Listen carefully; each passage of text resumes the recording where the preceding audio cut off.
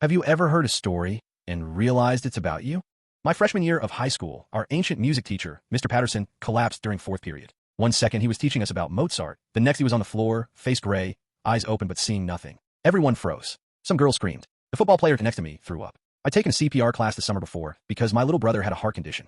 Never thought I'd actually use it. Call 911. I yelled, dropping on my knees beside him.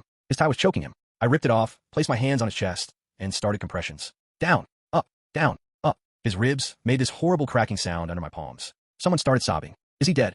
I kept counting in my head, kept pushing, sweat dripping into my eyes. After 2 minutes, my arms were burning. After 3, they went numb. Where's the ambulance? Someone screamed.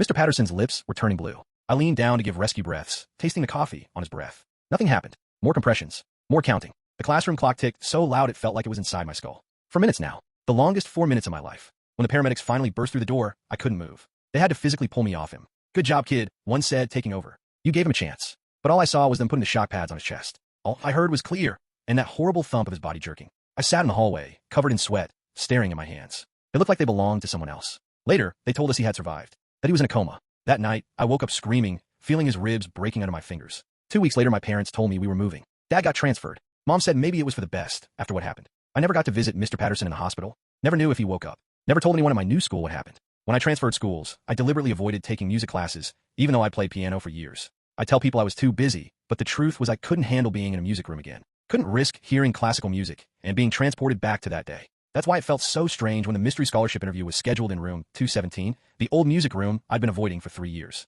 I just tried to forget. 3 years passed. I was scrolling through college scholarship applications, desperate for any money I could get. One caught my eye. The Patterson Hero Award. $25,000 for students pursuing emergency medicine. The description was brief, established by retired music teacher Harold Patterson for the student whose quick action during cardiac arrest gave him a second chance at life. My heart stopped. Harold Patterson. My Mr. Patterson. He was alive. I didn't tell my parents. Just filled out the application, wrote about that day in excruciating detail. How it haunted me. How I decided to become a paramedic because of it. Weeks passed. No response. Then, one Friday I got called to the principal's office. I figured I was in trouble for skipping chemistry. When I opened the door, there was a man in a wheelchair. Thinner. Older. But those eyes, I'd recognize them anywhere. Took me 3 years to find you, Mr. Patterson said. His voice was raspy.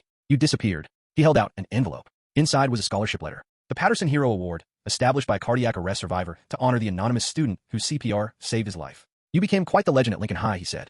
They call you the ghost hero. Every year they tell your story to the freshmen. My throat felt tight. I didn't do it to be a hero. That's exactly why you are one, he replied, his hand paper thin but warm in mine. I never got to say thank you. Today I'm in paramedic school.